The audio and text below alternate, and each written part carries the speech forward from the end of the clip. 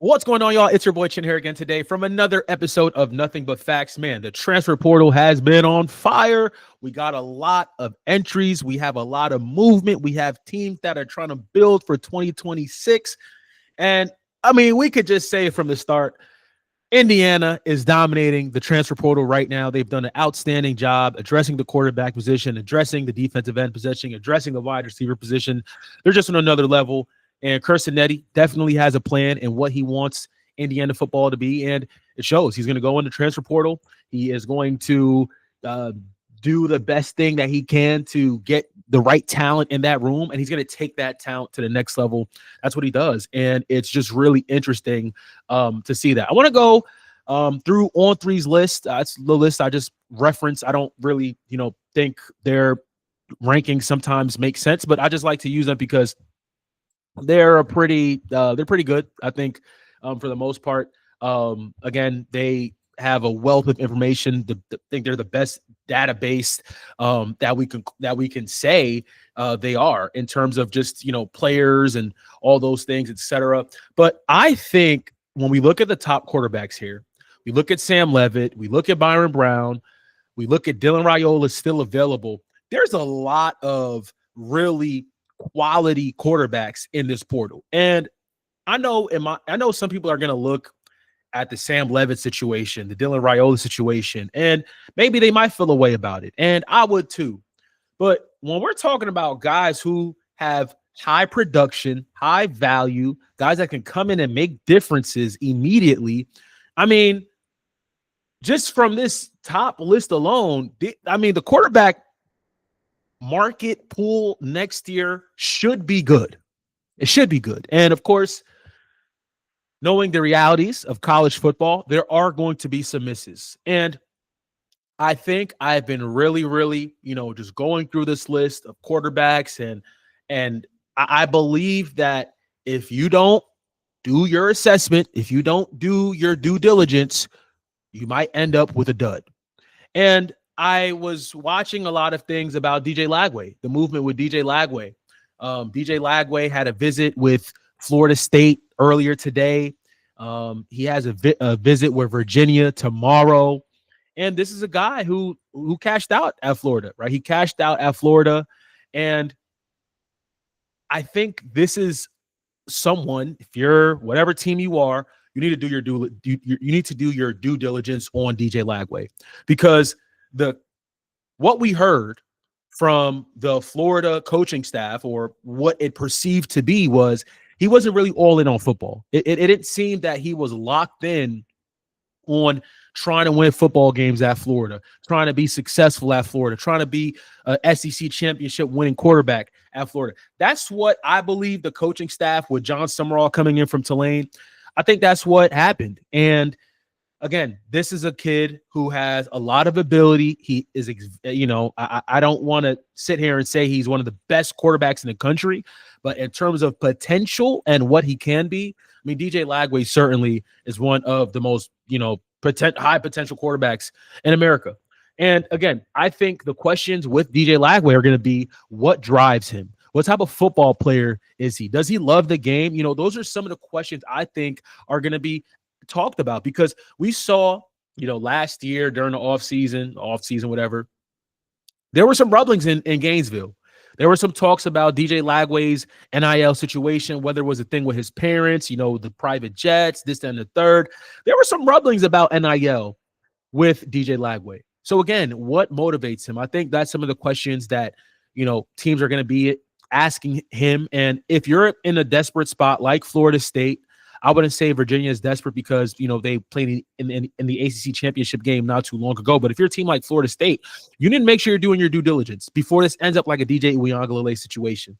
Because this, as talented as DJU was, and as talented as DJ Lagway was, it can end really bad. And I don't believe that's the case here. I think DJ Lagway should play at a pretty high level. Another kid, another dude who I'm really interested in seeing is Dylan Raiola. Where is Dylan Raiola? Where is he going? I have not seen anything in terms of,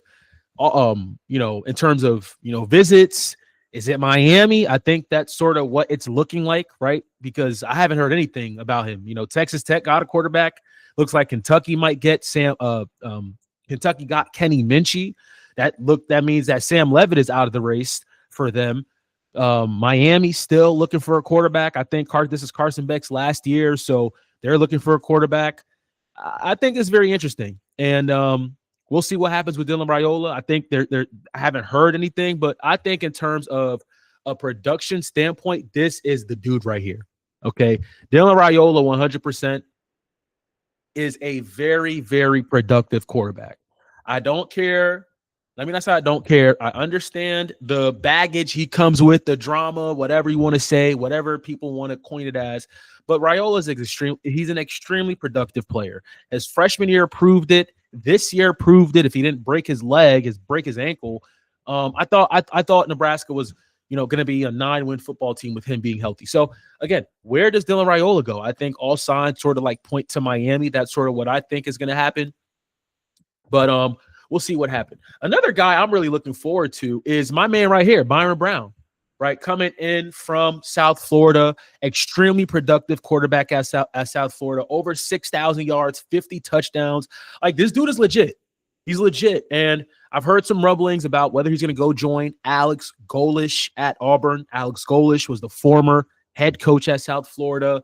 And there's been a lot of talk, right? Whether he's going to go join Auburn or Tennessee. Josh Heupel likes those quarterbacks who can push the ball down the field, and he presents a dynamic skill set because he is a dual threat quarterback.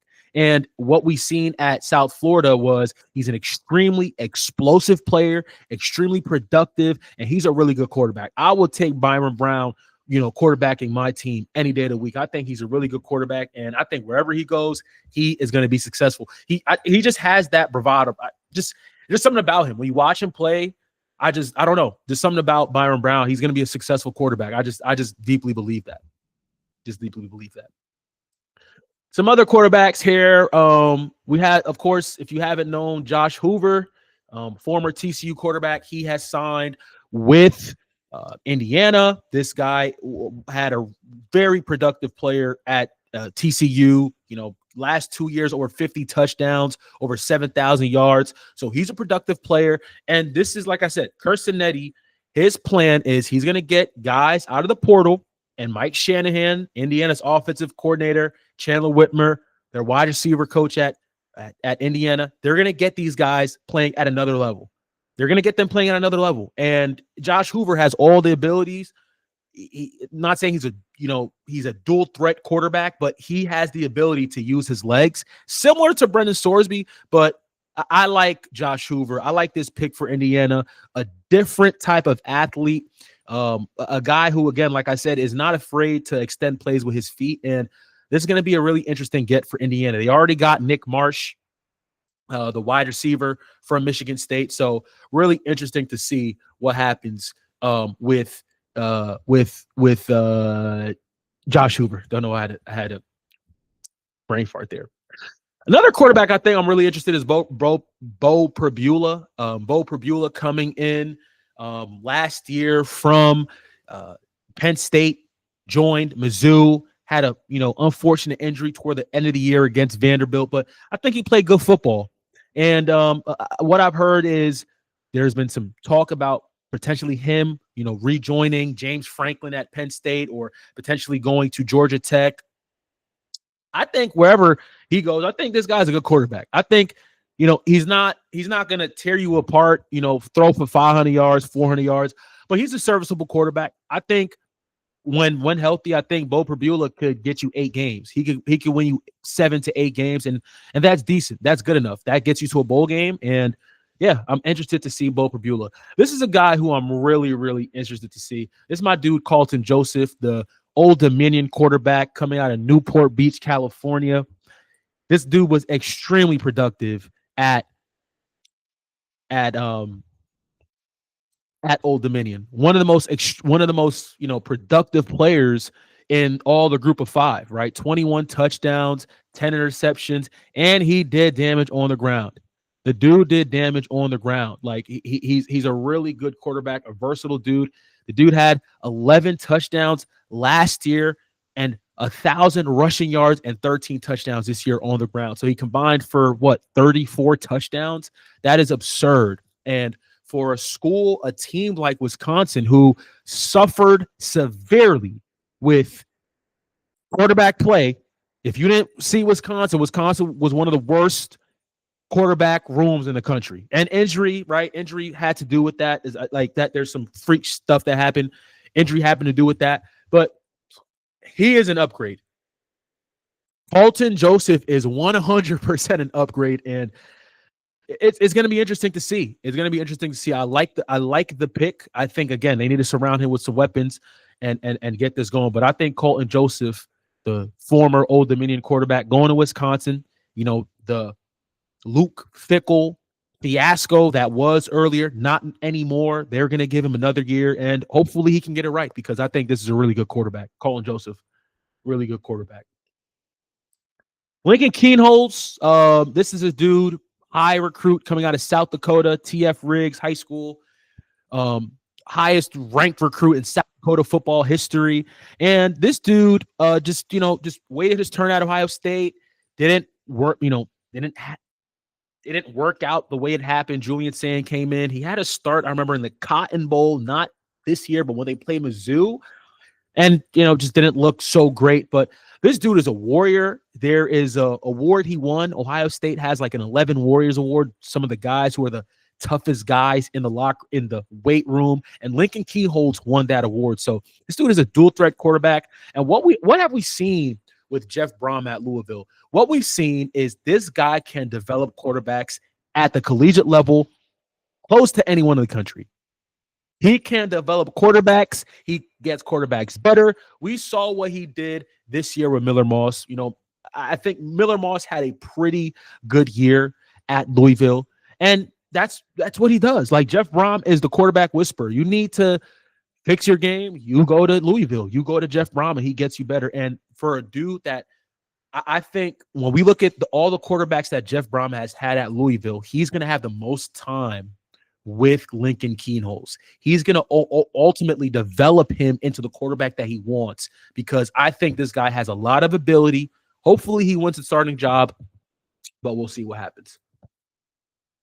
All right, moving on. Let's talk about some running backs we have in the portal. Let's see what the portal is looking like. Caleb Hawkins, the very productive running back from North Texas.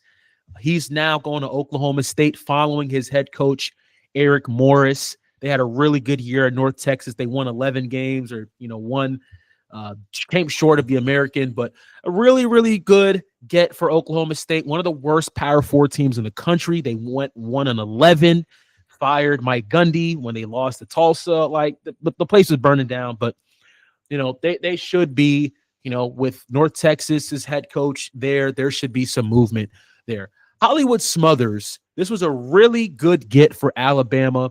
Alabama needs a dynamic athlete in the running back room. I get Kevin Riley. I get A.K. Dare. I get Daniel Hill. I know Xavier Crowell is coming from high school, but Hollywood Smothers gives you lightning in a bottle. He's a very explosive player, over 1,100 yards, 8 touchdowns this year. Definitely an upgrade in that Alabama locker room. Abu Sama, this is a major get for Wisconsin. This is one of the most productive backs in the Big 12. He's been with Iowa State now for 3 years. You talk about a guy who can run the football. You talk about a guy who's physical, who's hard-nosed, who gets tough yards, who's not afraid of contact. Go put some Abu Sama tape on. He is a problem. And Wisconsin getting that physicality back in their running back room, that's what I grew up on. Wisconsin being able to run the ball. Abu Sama, that is a big pickup for Wisconsin. Great pickup for Wisconsin. Trey Wisner, if you don't know Trey Wisner, he was the former Texas running back, extremely productive at Texas. He ended up leaving. He ended up going into the portal, and he's now with Florida State. Florida State they've done their due diligence. I think they've done an okay job in gating players, but I think producing with those players has been a problem. And I think Trey Wisner, extremely productive running back. And this is a good get. This is a good get for Gus Malzahn and that offense. They needed some explosivity. Gavin Sawchuk is now gone. You bring in Trey Wisner. I mean, that's really good. That's really good. And you also have Karoma too as well. He was a freshman last year in the backfield for Florida State. So I think this is big for Florida State to get a running back like Trey Wisner.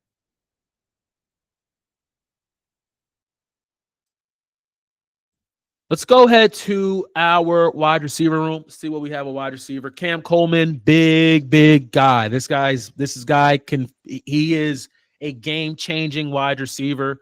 And I think wherever he goes, he's going to make an immediate impact. Really good player. And it's going to be interesting to see. You know, he has visits coming up with Texas, Alabama. Derek Nix, the former wide receiver coach at Auburn, is now the wide receiver coach at Alabama. So everyone is saying Cam Coleman should just go ahead and just come to Alabama. That would be absurd. That wide receiver room, if it stands as now, you'll have Isaiah Horton, Ryan Williams, Lotzier Brooks, Cam Coleman, Rico Scott, who's coming back, and of course the amazing 5-star freshman Sadarian Morgan in that wide receiver room. If Cam Coleman joins Alabama, should be a lot of fun. Ian Strong, one of the most productive wide receivers in the Big Ten. Unfortunately, he played at Rutgers, my alma mater. He played at Rutgers. And this dude is legit. He's a problem, 6'4", 200 pounds, can go get that 50-50 ball. And to go across the country to Cal, new head coach Tosh Lapoy coming in, a really great get. And he has a quarterback who could throw. I think he's going to finish the year as a freshman first-team All-American in Jared Kiawe Sagapoluteli. So big get for Cal. Jace Brown is a really good wide receiver from Kansas State. When you watch Kansas State play, this guy consistently got open. You watch the first game of the season when they played Iowa State. This guy made play after again. And I think whatever, team gets him, he's from Florida. I don't know. Maybe Miami should be interested, but this guy's a productive wide receiver, fast, versatile, can do a lot of things. And I think I'm really excited to see where he goes. Nick Marsh, game changer, going to Indiana. That wide receiver room at Indiana is going to be really good. If EJ Williams stays, Charlie Becker stays, you add in Nick Marsh, Lord have mercy. Chandler Whitmer is going to have a lot of fun coaching those wide receivers at Indiana. Omarion Miller, my guy from Colorado, came on, I think, late 2 years ago when his freshman year, whatever the case may be. Yeah, his freshman year when Colorado had a good season and, kind of just, quietly put together a 809 touchdown year this year. And, he ended up leaving and going to Arizona State. So that is good news. That's big news for Arizona State as they got their quarterback, Cutter Boley. Cutter Boley is now he committed from Kentucky. He's now going to Arizona State. Wyatt Young, my dude, he went to Katy Tompkins. I live maybe 10 minutes away from the high school. Katy Tompkins, really productive wide receiver at North Texas, 1,000 yards, over 10 touchdowns, go to Oklahoma State makes a lot of sense. Makes a lot of sense. So just the high level of the wide receivers. I want to go to edge. Definitely one of my favorite positions to talk about. Damn, I've been talking for so long. And this dude Chaz Coleman, everyone's talking about him, being, he was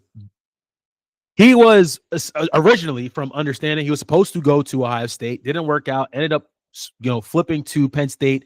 He goes in the portal, and it's looking like it's between Tennessee and Ohio State, and it looks like Ohio State is going to get him, and I think that will be really, really interesting. This dude right here, Adam Trick, he's a problem. Okay, this dude is a problem. I watched MAC football this year, and this dude consistently showed up on tape. Productive player. You see it right here, 25 solo tackles, 8.5 sacks, 3 forced fumbles, an interception, a productive player that I think this guy, he gives me that Braden Fisk type of, immediate impact. The same way Braden Fisk came from Western Michigan to Florida State and elevated that front four. Adam Trick, I think, in my opinion, if he goes to wherever school he goes to, this dude is a problem. I think he's a starter wherever he goes. So big things for Adam Trick. AJ Green, this is another really productive player from Louisville. Big dude, 6'5" and a half, 210 pounds, whatever the case may be. And I think this guy is, if you happen to get him and develop him, this guy flashes on film. When you're watching Louisville play, the dude is just legit all over the place. And again, I'm someone, I really enjoy productive players. I enjoy guys who are productive. 11 solo tackles, 4 sacks, 1 forced fumble. He's a productive player. This guy is a productive player. You get him into your rotation. He's already 6'6", 250 pounds. You get him in the offseason. This guy can be a 7-8 sack, double-digit tackle sort of guy. And that, to me, is impact. So we'll see. We'll monitor where AJ Green goes, and see what happens with that. Did a lot of talking. See what we have here in the D-line. Mateen Ibirogba, my Nigerian brother, one of the most productive defensive linemen in the ACC. This guy was a double teams nightmare. He's going to Texas Tech. Okay, Joey McGuire is letting you know that we're not falling off, right? What happened last year is just the beginning of us arriving. We're gonna be here for a very, very long time. Remember that. That is what Joey McGuire is telling you by getting this type of player. Disruptive, can just eat up double teams. That's sort of what you want to do if you want to keep that number one scoring defense that A&M had.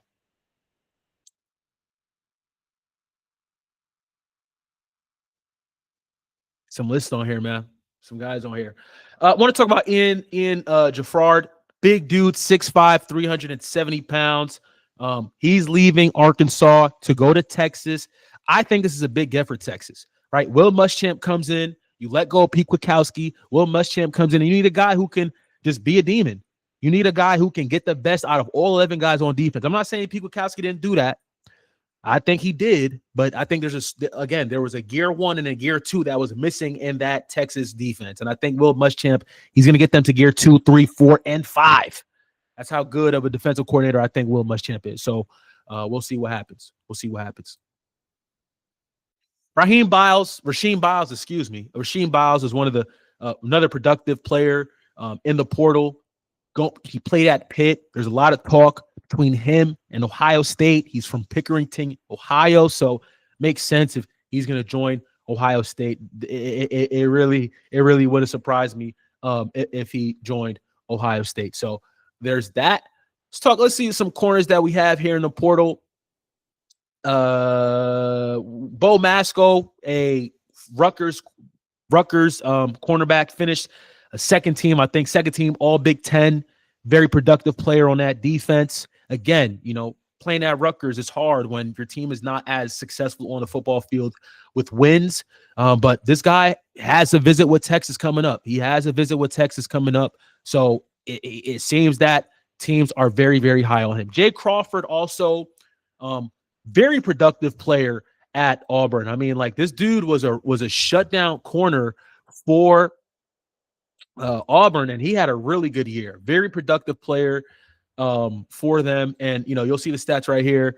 11 tackles, 1 interception, 4 passes defended, but they didn't throw on his side. Like, you watch the games, they're afraid to throw to Jay Crawford's side. So for Ole Miss to get that corner, really big get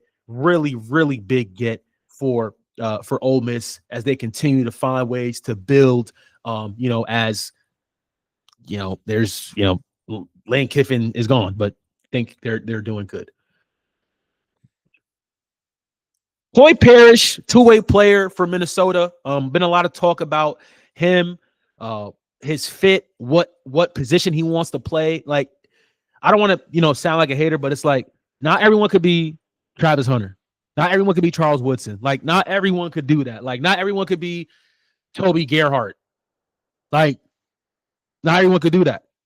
And I think this dude is good at safety. I don't think he should be playing wide receiver. I think he should be playing safety. I could be wrong, but I think he should be playing safety. He should be playing safety. Wide receiver should not be in your mention. Kick return, okay, but you shouldn't be playing safety. I mean, you shouldn't be playing wide receiver. Just me. Shouldn't be playing wide receiver. No athletes. Let's see tight ends. See some tight ends. Luke Reynolds, big body tight end from Penn State. 6'4", 250 pounds. Productive player. Randy Pittman, another guy. He's well traveled. You look at him. He was started at Central Florida, now at Florida State. You know, unfortunately, didn't have such a great year this year. He's in the portal.